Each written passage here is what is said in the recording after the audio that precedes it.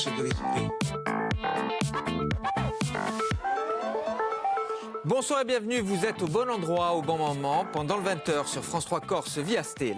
Réfugié en France en janvier 2012, lauréat du bac, Haitham Al-Aswad a aujourd'hui entamé des études scientifiques. Cette histoire est racontée en BD par le grand reporter Nicolas Hénin. Parce que c'est un récit à la première personne et que la magie des bulles rend son histoire splendide, cette œuvre graphique est indispensable. C'est une œuvre engagée loin, très loin des caricatures populistes. Haitham, une jeunesse syrienne, aux éditions d'Argo, c'est fortement recommandé par toute l'équipe de Pendant le 20h. Les titres.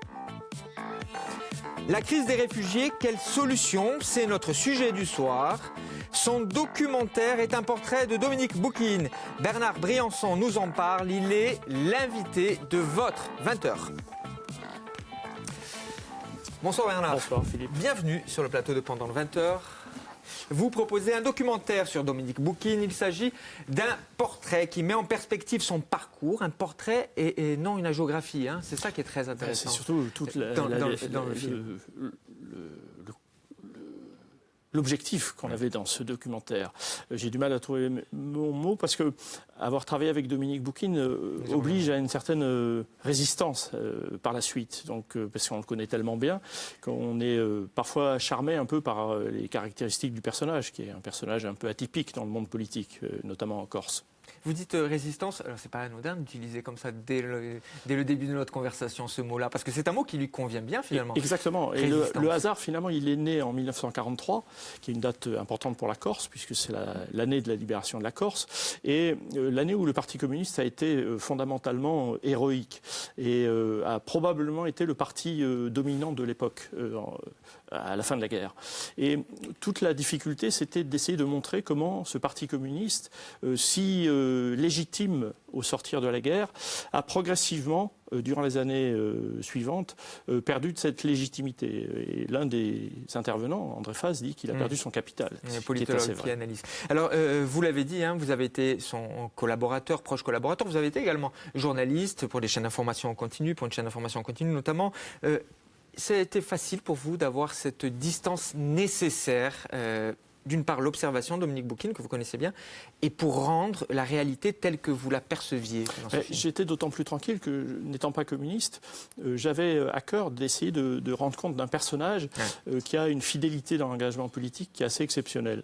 Dominique Boukine, c'est quelqu'un de fidèle en politique. Et même s'il n'a pas toujours raison, même s'il a fait des erreurs politiques, il est resté... C'est un cas peut-être exceptionnel dans ce milieu politique qu'on décrit souvent. Il est resté quand même un personnage assez fidèle à ses engagements de jeunesse. Et ça, il faut reconnaître que c'est l'une de ses qualités principales. Alors justement, je vous propose de regarder un extrait sur cet engagement essentiel, cette idée de la résistance, je pourrais presque le citer, hein, aux forces de la finance avec Dominique Boukine. Et nous en parlons tout de suite. Je vous l'avais dit, en 1978, lorsqu'on a reçu Giscard d'Estaing ici, en tant que maire, sur la place de la Libération à Sartène, on se battait depuis des années et des années pour un pouvoir régional, avec une assemblée élue au suffrage universel à la proportionnelle. La Corse n'est pas malade de la France. La Corse veut être dans la France, mais elle veut tout autant être elle-même. Pour qu'il en soit ainsi, il faut faire droit à la très forte aspiration démocratique qui réclame un véritable pouvoir régional. Un pouvoir qui soit exercé par une assemblée régionale élue au suffrage universel et à la proportionnelle, dotée de compétences réelles et décidant souverainement du profil économique, social, culturel et écologique de la Corse. Alors ce qui est intéressant, il est doublement intéressant cet exemple. Il y a l'engagement social, économique, culturel, il le dit hein, dans le discours. Et il y a cette idée presque d'aller à contre-courant à ce moment-là. C'est presque un régionaliste. C'est exactement ça. Il a les mêmes positionnements que les autonomistes de l'époque. Et d'ailleurs, le Parti communiste à cette période, dans les années 70, fait une analyse de la situation économique de la Corse qui est assez proche de celle des régionalistes d'Edmond Siméone. On se demande d'ailleurs pourquoi, par la suite, ils n'ont pas réussi à s'entendre politiquement, puisqu'ils avaient autant de convergences. Moi, je crois, tout simplement, ce qui a fait la différence, c'est l'utilisation de la violence. Et la violence politique, ça, Dominique, à un moment, ne l'a pas accepté. D'abord parce que quand elle l'a menacé, lui, directement. Et puis, quand il s'est aperçu que les régionalistes utilisaient la violence pour des raisons qui n'étaient pas toujours de bonnes raisons. Et donc c'est probablement pour cette raison d'ailleurs qu'à cette époque, le Parti communiste, et Dominique Boukine en particulier, se sont un peu dissociés des nationalistes, et en tout cas des autonomistes. Alors si j'utilise le mot pragmatisme, est-ce que vous trouvez que c'est un terme qui lui colle bien à Dominique Boukine ? C'est essentiellement l'une de ses qualités principales. Dominique, c'est quelqu'un qui regarde quelle est la gravité des problèmes et qui décide tout de suite d'une solution à donner. C'est loin d'être un idéologue, ce n'est pas tout à fait un intellectuel. De ce point de vue-là, il est un peu différent de son épigone Paul-Antoine Luciani, qui est plus intellectuel, même si c'est aussi un homme d'action, Paul-Antoine. À la mairie d'Ajaccio, il a quand même agi de manière efficace. Mais Dominique, lui, c'est quelqu'un qui, essentiellement, voit les problèmes à régler en priorité. Autre extrait, et nous en parlons, là, véritablement, l'engagement communiste. Il vient de loin, il vient de très loin. Je vous propose de regarder la mixité, les classes, le fondement se trouve là. Dans les années 70, il est nommé enseignant à Montreuil, bastion communiste s'il en est. Son militantisme prend véritablement naissance ici, aux côtés de personnalités aussi illustres que Jacques Duclos, l'homme fort du Parti communiste de l'époque. C'est dans cette ceinture rouge de la banlieue parisienne que se forgent ses convictions communistes et républicaines. J'ai passé quelques années de ma vie en me promenant, en me promenant donc. Je reconnais la ville. Elle a changé aussi. Là, il y a beaucoup de peuples du monde qui habitent à Montreuil. C'est clair. Mais il y a un vivre ensemble qui est dans la tradition montreuilloise. Et c'est une bonne chose. Le fondement de son engagement. C'est le militant humain. L'humain d'abord, c'est le slogan du Parti communiste. Et c'est le militant impénitent des causes sociales difficiles, de la précarité, de la diminution des services publics, et en même temps le combattant contre toutes les violences, toute forme de violence. Le documentaire est diffusé le 10 mars sur notre chaîne à 20h40. Il est produit par Paul Rognon et écrit, réalisé par Bernard Briançon, notre invité du soir. Merci beaucoup, mon cher Bernard, d'avoir accepté notre invitation. Bonsoir. Au mois de février, près de 160 000 personnes ont défilé à Barcelone pour exiger de l'Espagne et de l'Union européenne l'accueil de milliers de réfugiés. La crise des réfugiés, quelle solution ? C'est le sujet de votre 20h. Bonsoir. Bonsoir. Sandra Alphonse, journaliste. Sébastien Pizan également, journaliste. Alors, c'est la manifestation la plus grande qui ait été faite en Europe pour la défense des droits des réfugiés. Alors, on va contextualiser notre débat du soir avec cet exemple-là. Barcelone avait présenté dès le mois d'août 2015 un plan pour accueillir des réfugiés en provenance de Syrie, d'Irak ou d'Afghanistan. L'Espagne, initialement, devait recevoir quelques 16 000 candidats à l'asile, mais voilà que seulement 1100 sont arrivés. L'Europe fait-elle preuve de fébrilité, pour ne pas dire plus, sur cette question des réfugiés, Sébastien? C'est le moins qu'on puisse dire. Alors, c'est vrai que l'exemple que vous donnez est particulièrement intéressant. Ça a été frappant de voir ces images de tant de manifestants réunis. Alors, c'est vrai que la maire de Barcelone et finalement les partis catalans étaient très engagés. Donc, c'est vrai que on a quand même la sensation qu'il y a aussi une espèce de match qui se joue par rapport à un État centralisateur madrilène. Il faut aussi remettre ça dans un contexte. Mais il n'en reste pas moins que le combat humanitaire, qui est celui de dire Barcelone est une ville-refuge, nous sommes prêts à les accueillir, a été très frappant. Et à souligner à quel point l'Union européenne n'arrivait pas à mettre en place notamment son programme de relocalisation. Ouais. Il y a eu un sommet, enfin en tout cas une rencontre qui a eu lieu à Malte des chefs d'État européens qui a montré à quel point l'Europe continuait à se sentir démunie et que effectivement vis-à-vis de ces réfugiés on n'arrivait pas à mettre une politique cohérente en place, avec la grosse inquiétude qui est en train d'arriver, qui pointe là avec l'arrivée du printemps, c'est que cette fameuse route du sud, je dirais, qui va de la Libye à l'Italie se réactive à plein. Je pense que vous avez le même chiffre que moi. Je crois qu'en 2016, il y a eu pas moins de 5000 morts. 5000 morts. C'est un cimetière, la Méditerranée, aujourd'hui. On va d'ailleurs donner ces chiffres, puisque vous l'annoncez, Sébastien. Alors, depuis mars 2016, plus de 140 000 candidats à l'asile ont traversé la Méditerranée au péril de leur vie. 91% viennent de Syrie, d'Afghanistan ou d'Irak. Terre de guerre, de conflit. 59% sont des enfants ou des femmes. 5000 morts en Méditerranée. En 2016, on a le sentiment tout de même que les égoïsmes nationaux priment sur l'intérêt général de la part de l'Europe et des pays européens, Sandra. Ouais, je crois surtout que l'Europe paie le prix de son impréparation face à cette crise majeure, sans doute la plus importante de ce type qu'elle ait connue durant les dernières décennies. Ceci étant, elle a quand même tenté de réagir avec la mise en place de plans successifs. Ça a commencé en octobre 2015, il y a eu ensuite un échéancier qui n'a pas véritablement été suivi d'effet, mais enfin on peut quand même citer des réalisations importantes comme une agence européenne des gardes-frontières et des gardes-côtes avec des moyens qui vient remplacer la fameuse Frontex qui a montré ses limites, avec des moyens financiers et humains accrus. Il y a également l'idée de remettre en question, en tout cas de reformuler les fameux accords de Dublin qui imposaient certaines dispositions en matière de dépôt des dossiers de droit d'asile dans certains pays. Il y a eu aussi la tentative d'imposer des quotas. Alors là, effectivement, on s'est heurté à ce que l'on pourrait appeler les égoïsmes nationaux, avec notamment une opposition brutale et frontale de ce qu'on appelle le groupe de Visegrad, qui est composé de la Hongrie, de la République tchèque, de la Pologne et de la Slovaquie, qui est allé même jusqu'à proposer un nouveau concept, en opposition à ce système des quotas contraignants, qui est le principe de solidarité flexible, qui a d'ailleurs fait dire au grand quotidien belge Le Soir que c'était une petite mort pour l'Europe.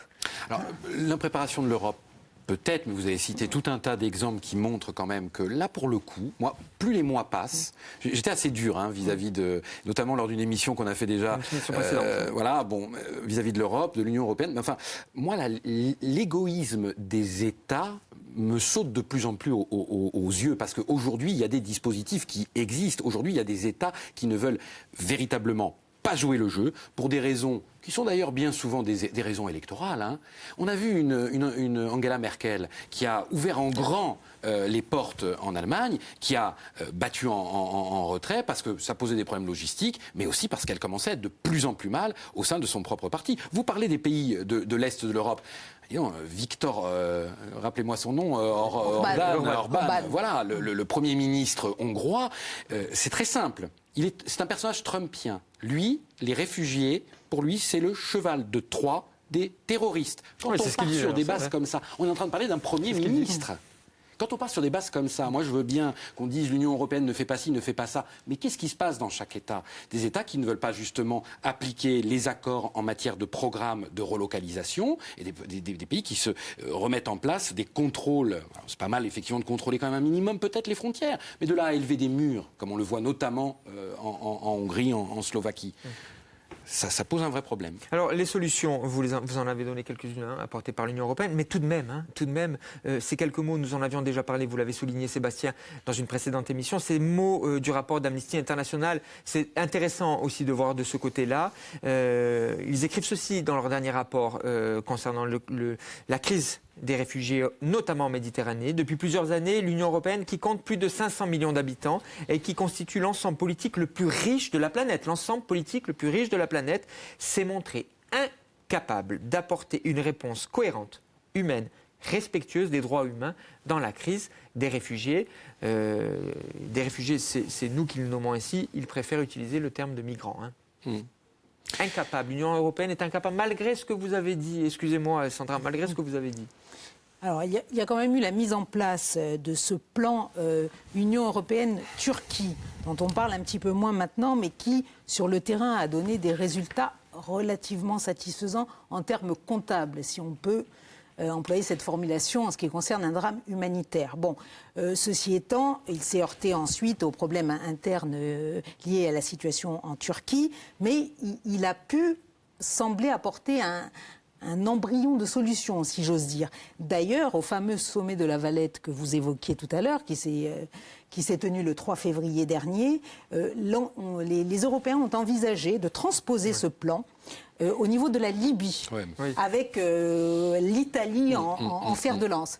Mais il se heurte à une autre problématique, qui est celle de l'instabilité chronique en Libye, le fait de ne pas avoir d'interlocuteur dont on sache s'il va rester là un certain temps ou pas du tout.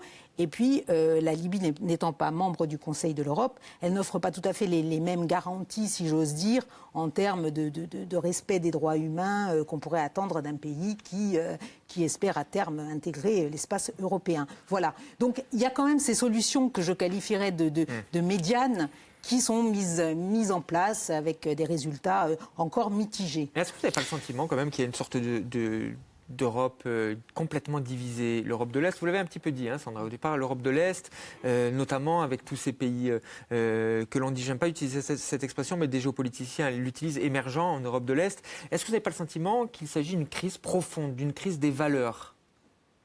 Alors vous allez me dire quelles sont les valeurs de l'Europe aujourd'hui?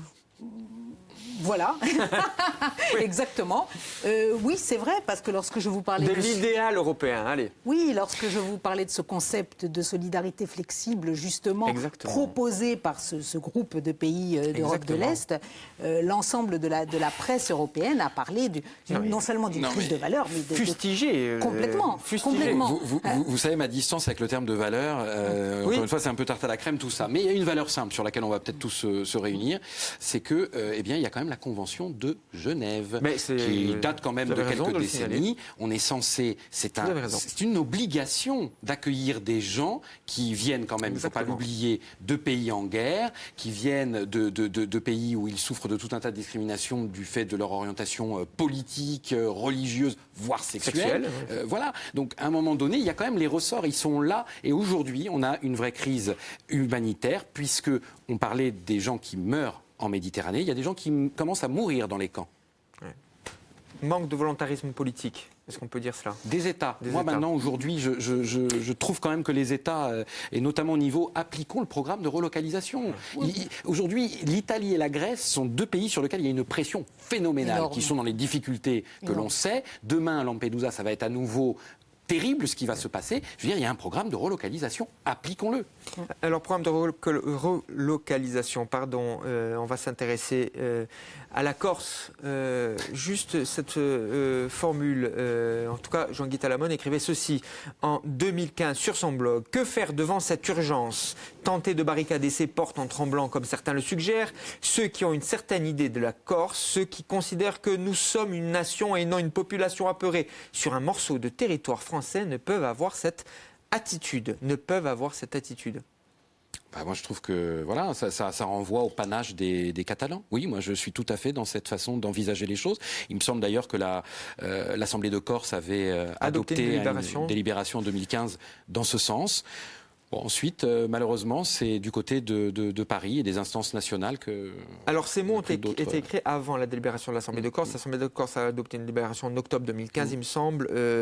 Alors, elle prévoyait cette délibération, 200 à 250 réfugiés sur 2 ans en Corse, la création de capacités d'hébergement durant la phase d'instruction de leur demande d'asile et ensuite l'accès à un logement pérenne et abonder le fonds d'aide régionale d'urgence, initialement doté de 20 000 euros à hauteur de 100 000 euros. C'est ce que prévoyait la délibération de l'Assemblée de Corse. Autre chose à noter intéressant, un seul maire en Corse, a ouvert des logements. Il s'agit de Jean-Félix Aquavive.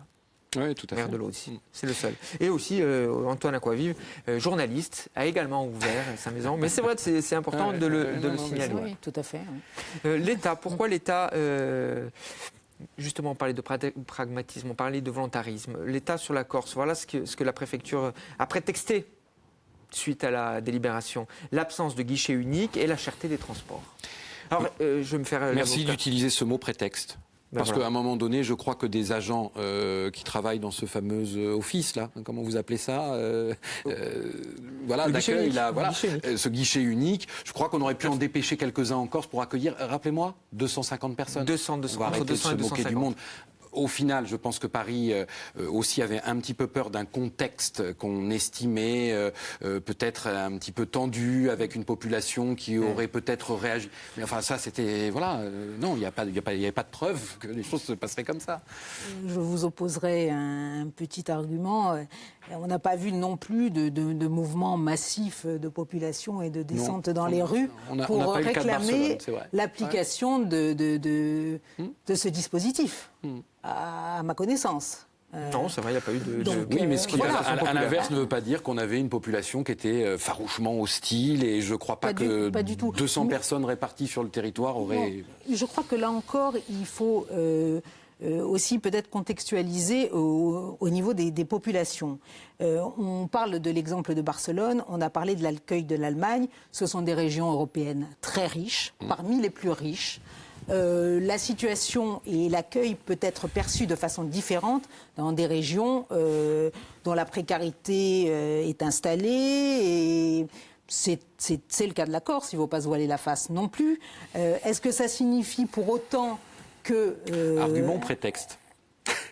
Non, parce que c'est un exemple que je donnais lors de la précédente émission sur les réfugiés. Quand on voit aujourd'hui la politique qui est mise en place en Hongrie, je veux dire, au lendemain de la Seconde Guerre mondiale, quand il y a eu une certaine révolution dans ce pays et que la Hongrie a vu tout un tas de gens eh bien partir, s'expatrier notamment en Autriche avec l'arrivée des chars soviétiques, on était au lendemain de la Seconde Guerre mondiale dans un contexte quand même qui était économique pas évident. Il y a des solidarités à l'époque qui se sont mises naturellement en place, sans qu'on ait d'ailleurs besoin de grands plans Nous sommes d'accord, mais l'Union européenne vient un petit peu abonder et aller dans le sens de ce que je viens de vous dire. Dans ses dispositifs les plus récents, elle a évoqué l'idée d'un accueil des réfugiés proportionnel aux capacités d'accueil et à la richesse du pays. Richesse du pays mesurée selon des critères extrêmement objectifs. Donc, ça n'est pas totalement incohérent de penser que... On ne parlait pas de 20 000 personnes, hein, on parlait de 200 personnes. Hein, certes. Oui, mais encore une fois, les choses ne se sont pas faites, ce qui ne signifie pas qu'elles ne se feront, se feront pas. Voilà. Alors, vous connaissez la règle de l'émission, on répond en 40 secondes. En tout cas, on essaie de résumer sa pensée, de donner quelques arguments. En 40 secondes, c'est avec vous, Sandra, que je vais commencer. Alors, j'ai bien compris que le mot « valeur » de l'Europe, ça ne vous plaisait pas, mais on va quand même essayer de répondre. La crise des migrants, est-ce aussi fondamentalement une crise des valeurs de l'Europe ? Mais je crois que la crise des migrants agit surtout comme un révélateur des crispations intereuropéennes, comme un révélateur des disparités économiques intereuropéennes, n'en déplaise à certains, comme un révélateur de la nécessité de la construction peut-être d'une défense ou d'une stratégie de défense européenne commune, d'un renforcement d'un certain nombre encore une fois, de politiques communes pour arriver à une cohésion et à une cohérence. Et puis surtout, pour résoudre la crise au sens large, il faut surtout régler les problèmes politiques qui se posent dans les pays d'origine. Voilà. C'est intéressant d'évoquer aussi la politique. On a tendance à l'oublier quand on parle de la crise des réfugiés. On parle beaucoup d'humanitaire, mais il y a la dimension politique, elle est essentielle, elle est nécessaire, elle est même indispensable pour résoudre cette crise. Sébastien, nous terminons avec vous. Tout à l'heure, je l'évoquais, au titre de ces valeurs, il y a effectivement ce rôle que s'est donné l'Europe à travers la Convention de Genève, d'être en mesure d'accueillir des gens qui sont effectivement dans des situations complètement impossibles et invivables dans les pays dont ils sont originaires. Moi aujourd'hui, ce que je vois, c'est effectivement tout un tas de discussions et on se rejoint sur beaucoup de points parce qu'effectivement, bien sûr que dans certaines régions, il y a des contextes économiques qui n'aident pas, et c'est le cas notamment de l'Europe de l'Est, à aborder le débat de manière relativement apaisée. Mais je crois que justement, là maintenant, aujourd'hui, il y a des vraies urgences. On meurt dans des camps, comme je le disais, dans des camps de réfugiés. Ces réfugiés qui viennent demander des asiles politiques, il faut qu'ils puissent être accueillis. Peut-être qu'il va falloir un peu moins accueillir pour des raisons économiques. Je ne sais pas, c'est une. On va continuer, allez, on vous accorde quelques mais... secondes, mais vous avez raison de l'évoquer cela aussi. Parce qu'on a peut-être un peu peur aussi de dire les choses. Je dis on, c'est générique. Oui, parce que c'est gênant d'aborder les choses comme ça. On peut tout à fait comprendre que des gens viennent en Europe pour un meilleur destin personnel ou familial. Mais voilà, aujourd'hui, il y a un vrai flot de réfugiés qui, eux, sont dans le besoin. Et je crois que c'est eux qui doivent être aujourd'hui prioritisés. C'est pas beau, hein, parce qu'on rentre dans des notions de quotas.